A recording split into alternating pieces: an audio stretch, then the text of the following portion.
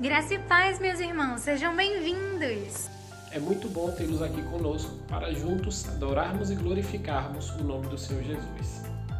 Aos membros congregados e os que nos visitam por meio deste canal, esperamos que em breve possamos também te receber aqui em nossa igreja. Mesmo não estando juntos fisicamente, a nossa programação permanece igual.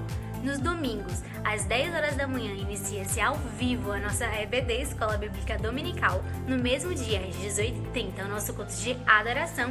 E às quartas-feiras, às 19h30, o culto de oração. Se você tem algum pedido de oração ou você deseja participar da nossa Escola Bíblica Dominical, fique à vontade para nos mandar mensagem no número de WhatsApp que está aparecendo aqui embaixo. Por fim, esperamos que o seu coração possa estar aberto para receber a palavra de Deus que será ministrada e que possamos cultuar o Senhor com muita alegria neste momento. Graça e paz, irmãos. Nesse culto de quarta, essa noite, vamos adorar o Senhor e vamos ler, para começar, Romanos 12, versículo 12. Que a esperança que vocês têm os mantenha alegres.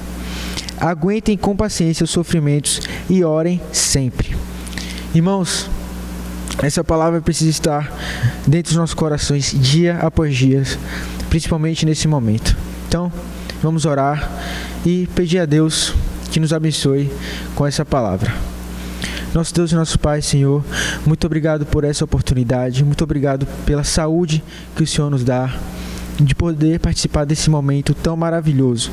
Deus, fala nos nossos corações, dá a palavra certa ao pastor. Usa, Senhor, a vida deste homem.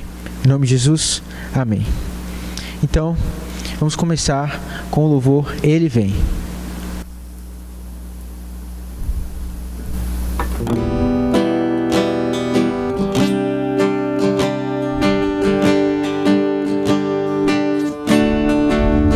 Eu não vou me apegar com as coisas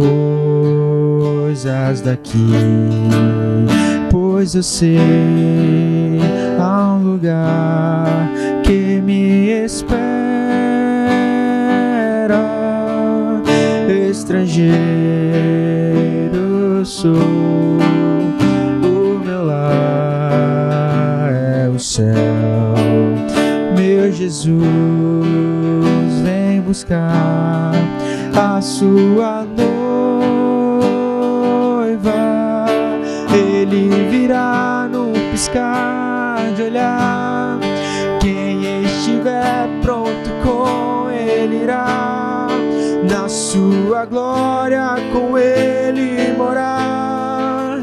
Ele vem, não mais tristeza, não mais temor. Junto com os anjos cantar eu vou. Digno é o Cordeiro que se entregou. Ele vem, ele vem.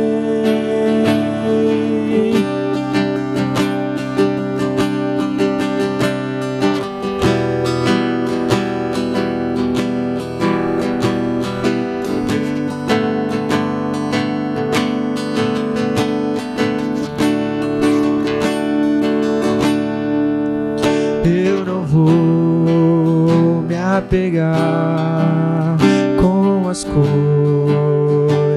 daqui, pois eu sei há um lugar que me espera. Estrangeiro eu sou, o meu lar é o céu. Meu Jesus vem buscar a sua noiva. Ele virá num piscar de olhar.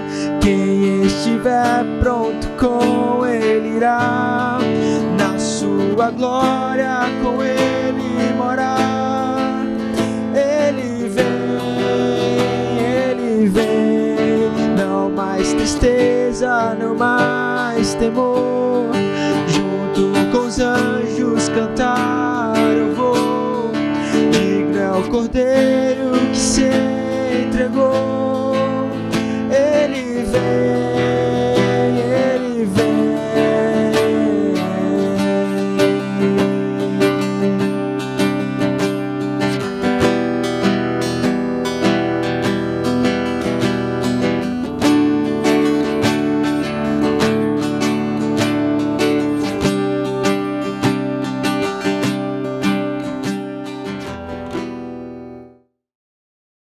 Essa segunda música se chama Por Quem Tu És.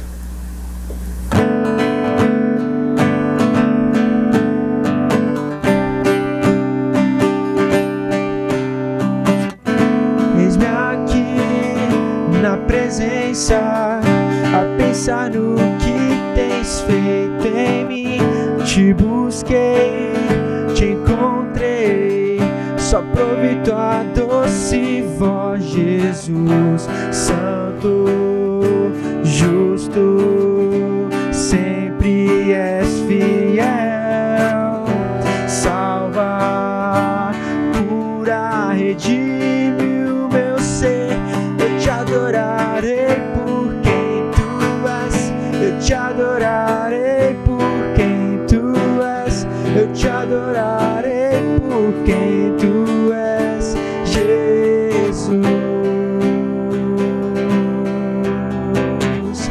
Eis-me aqui na presença, a pensar no que tens feito em mim.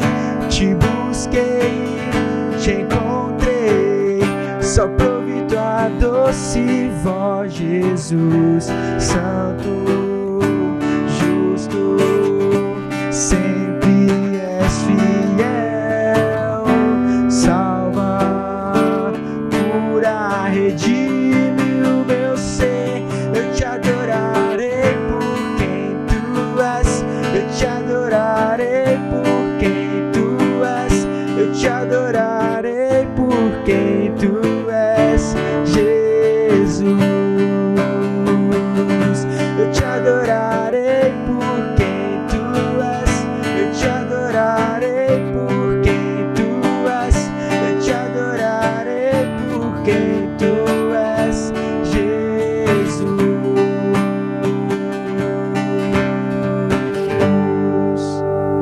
Amém, irmãos? Passo a palavra agora para o meu pai, o pastor. Que maravilha nos encontrarmos nesse culto de quarta-feira. Agradeço ao irmão Tarsis por não apenas conduzir esse culto, mas também adorar o Senhor com alegria como fez nessa noite. Nós vamos continuar a nossa jornada no livro de Colossenses e eu queria, antes de ler esse texto com você, lembrar, a nossa campanha de doação de alimentos continua. Você pode vir na igreja todos os domingos das 9 às 12 horas e trazer a sua contribuição, que também pode ser financeira. Não se esqueça disso. Segunda coisa muito importante, não esqueça da nossa campanha de oração todos os dias, 9 horas da noite, nós vamos dobrar os nossos joelhos e clamar pela necessidade de todos nós. Não esqueça disso. Deus te abençoe e te fortaleça. Então nós vamos hoje dar continuidade ao nosso estudo, como falar há pouco, ao nosso 10º encontro, e nós leremos hoje o capítulo 3, versículo 1 a 4. Você pode abrir a sua Bíblia para a gente ler esse texto, Colossenses capítulo 3, de 1 a 4, e aí você pode também, fazer as suas anotações. Colossenses capítulo 3, de 1 a 4, diz assim a palavra: Portanto, fostes ressuscitados juntamente com Cristo, buscai as coisas lá do alto, onde Cristo vive, assentado à direita de Deus. Pensai nas coisas que são lá do alto, não nas que são aqui da terra. Porque morrestes e a vossa vida está oculta juntamente com Cristo em Deus. Quando Cristo, que é a nossa vida, se manifestar, então vós também sereis manifestados com Ele em glória. Que Deus abençoe e aplique a sua palavra em nossos corações. Meus amados irmãos, nós estamos lendo todo o livro de Colossenses. E nesse texto específico, ele é um complemento do nosso último estudo. Agora, cabe lembrar que a igreja de Colossos, e não apenas Colossos, a igreja em Colossos, mas a igreja em Laodiceia e algumas outras igrejas na circunvizinhança, eles estavam enfrentando um movimento curioso, gnóstico, especulativo. E isso atingiu aquelas igrejas da Ásia Menor. E é interessante que era uma expressão da característica da cultura da época. Lembra que eu te disse que naquele momento histórico, eles acreditavam que os homens dependiam do cosmos, não apenas do cosmo, mas da vontade também benéfica de seres superiores, sejam anjos, sejam deuses greco-romanos. E a grande questão é que este povo desta época vivia de maneira mágico-religiosa. Então eles tinham essa dependência do sobrenatural para a sua vida. Então Paulo dá esta palavra e ele explica que esses rudimentos, este movimento, a gente não pode confundir com doutrina dos judeus, combinado? Então, na verdade, esse movimento aqui, vãs sutilezas, filosofias, eram coisas que eles enfrentavam, não apenas, ou melhor, não vinda pelas tradições dos judeus, mas sim pelas tradições mágico-religiosas da época. Então era mais ou menos assim: o curso da vida eles acreditavam que era determinado pelos deuses e pela ação da natureza. Então eles viviam sobre este jugo. Então o que Paulo enfrenta aqui, ele inclui aqui, se distingue daquilo que ele combate lá em Gálatas, que era a tradição dos judeus. Aqui era a tradição mágico-religiosa, nós não podemos esquecer disto. E há um detalhe agora para nós avançarmos fundamental. Então, no meio desta situação toda, Paulo ele para e ele reflete agora, ele traz uma mensagem libertadora. Então, para os irmãos de Colossos e de Laodiceia, que essa carta chegou, e algumas outras igrejas talvez, esta era uma mensagem libertadora, porque era oposição a essa doutrina herege. Então Paulo vai dizer: olha, se vocês estão ressuscitados com Cristo, como eu li no versículo 1, capítulo 3, ele vai dizer: busquem as coisas que são do alto. Mas ele vai delimitar que estas coisas que vêm do alto não seriam mais esta questão mágico-religiosa do cosmo, do poderio dos deuses, da vontade subjugada dos deuses. Paulo vai dizer: as coisas que estão lá do alto, as coisas que são lá do alto. Aí ele faz uma ressalva, está no versículo 1, leia aí: aonde Cristo vive assentado à direita de Deus.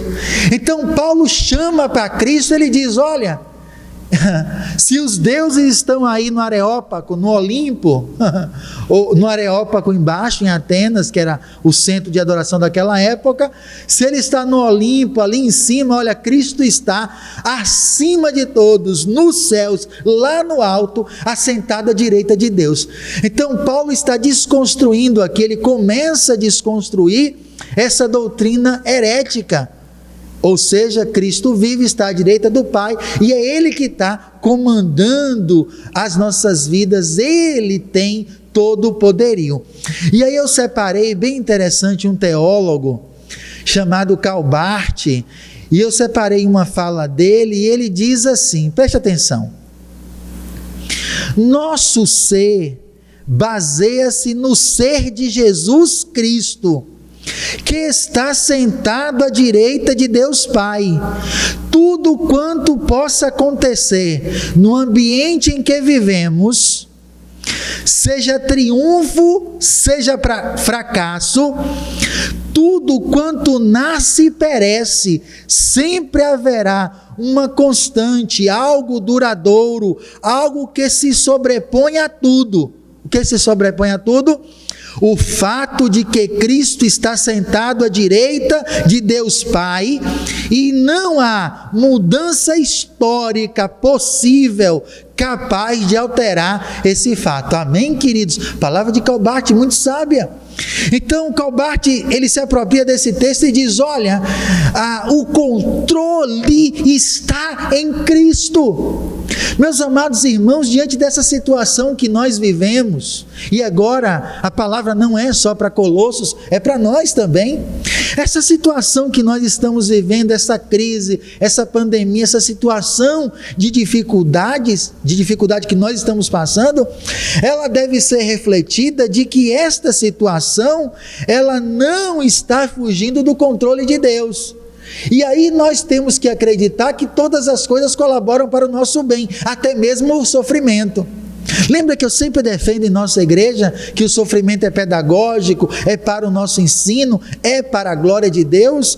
Então, o que Paulo defende aos irmãos de Colossos é: Cristo está sentado e o domínio continua nas mãos dele, e nada é capaz de mudar essa história. Então creia em nome de Jesus, o controle de Deus, a referência do nosso Cristo continua firmado em nossos corações. Amém, queridos? E aí, Paulo dá uma palavra bem interessante em Colossenses 1,16, para não ficar dúvida que não é o cosmos que controla. Olha o que Paulo fala em Colossenses 1,16, presta atenção. Pois nele, em Cristo, foram criadas todas as coisas, nos céus e sobre a terra, as visíveis e as invisíveis, sejam tronos, sejam soberanias, quer principados, quer potestades, tudo foi criado por ele e por meio dele e para ele. Louvado seja o Senhor! Então Paulo, na teologia dele, eleva a Cristo, que não é o cosmos, não controla, mas quem criou o cosmos e quem sustenta, e foi criado tudo isso é para a glória de Jesus. Entendem? Por isso que no capítulo 3 ele está dizendo isso que nós estamos defendendo. Cristo está à direita de Deus e ele continua com o controle de todas as coisas. O controle não está no externo, está no poderio de Cristo em nossas vidas. E aí no versículo 2, Paulo traz uma palavra, ele continua a trazer, e ele nos lembra de algo que precisa ficar bem claro em nosso coração. Ele diz: pensai nas coisas lá do alto, não nas que são aqui da terra. Mas isso faz referência aos ensinos que eles estavam ouvindo. Então, abandone estas coisas humanas, essas tradições mágicas, religiosas. Vocês não precisam dessas coisas, porque vocês devem pensar nas coisas que estão em Cristo. Então Paulo começa a lembrar os irmãos e a fixar no coração deles que as preocupações deles não são nessas coisas da cultura, mas sim naquilo que Cristo ensina sobre os nossos corações. E aí, você precisa entender, lá em João 3,17 diz que Deus enviou o seu Filho não para que julgasse o mundo, mas para que o mundo fosse salvo por ele. Então a construção que Paulo defende em consonância com João, em João capítulo 3,17, está dizendo: olha, Cristo veio salvar o mundo. Agora ele não é mais um salvador, ele é o Salvador, e é nestas coisas que vocês devem pensar. Amém, queridos irmãos? Cuidado com o que você ouve, cuidado com o que você deixa chegar ao seu coração, porque a proposta aqui, meus irmãos, é nós enchermos os nossos corações das coisas de Deus e das coisas que são do alto. E aí Paulo vai lembrar, e é muito importante novamente, ele diz assim: porque morrestes e a vossa vida está oculta juntamente com Cristo em Deus. Aí Paulo traz à memória dos irmãos que a segurança deles, a salvação deles está oculta, ou melhor, protegida, guardada, escondida em Cristo. E aí a defesa continua: você não precisa dessas coisas, vocês estão protegidos, ocultos, guardados, seguros. Ocultar-se significa não estar à visão de ninguém, está escondido, protegido, guardado. Então, vocês morreram e ressuscitaram com Cristo, e aí faz referência a que nós morremos com Cristo quando nós reconhecemos Ele como Senhor e Salvador, e faz referência aqui, muito interessante aqui também falar, porque morte, ressurreição e ressurreição está ligada a batismo, ok? Isso precisa ficar muito pontuado, ou seja, se eu morro e ressuscito com Cristo, eu tornarei a ter uma nova vida. Aí vem a conclusão de Paulo no versículo 4. Então ele está dizendo: olha, vocês devem ficar claros, porque vocês foram ressuscitados com Cristo e vocês buscam as coisas que são do alto. Legal, já aprendemos sobre isso. Confiem completamente em Deus, não nessa questão mágico-religiosa, porque Cristo está sentado à destra de Deus, à direita de Deus, controla todas as coisas. Vocês devem lembrar destas coisas, porque vocês morreram com Cristo e a sua vida está escondida nele. Aí ele conclui dizendo: olha que coisa bela: quando Cristo, que é a vossa vida, se manifestar, então vós também sereis manifestado com Ele em glória. Aí Paulo conclui, lembrando aos irmãos que eles deveriam ter no coração a bendita esperança da volta de Cristo. Então ele diz: olha, se vocês estão com a vida oculta e protegida em Cristo, vocês devem viver uma nova vida. Agora é importante que o cristianismo não impõe sobre nós uma vida apenas depois. O cristianismo exige de nós uma nova vida agora. Por isso que Paulo diz lá em Corinto: se alguém está em Cristo, nova criatura é. As coisas velhas se passaram e eis que tudo se fez novo. Então, eu ando em novidade de vida, eu estou pensando nas coisas que são do alto, e no versículo 4, quando Cristo se manifestar, significa no retorno dele a esta terra, nós devemos almejar essa espera, almejar esta volta, e quando essa volta se manifestar, nós também seremos manifestados com Ele em glória. Aí está dizendo sobre o arrebatamento, e está lá em 1 Coríntios capítulo 15, que o nosso corpo de carne será transformado em glória, e nós que estivermos vivos encontraremos o Senhor nos ares. Então Paulo, ele dá a Cristo todo o poder e toda a autoridade. Ele diz que nós devemos aquietar os nossos corações sobre essas coisas humanas, para a época dele, mágicos, religiosas, que nós deveríamos pensar nas coisas que são do alto, onde Cristo está comandando o cosmo, não o cosmo comandando a nossa vida. Isso é muito importante, que nós devemos pensar nestas coisas, encher o nosso coração de Deus, ocupar o nosso coração com as coisas espirituais, e diante disso aguardar a volta dele. Porque quando a volta dele se manifestar, nós seremos transformados e encontraremos o Senhor nos ares. Está lá em 1 Tessalonicenses capítulo 4. Então, qual é a grande palavra para você nessa noite? Busque viver em novidade de vida. Se você é um cristão verdadeiro, você já reconheceu a Cristo como Senhor e Salvador da sua vida, não tenha nenhuma dúvida disso.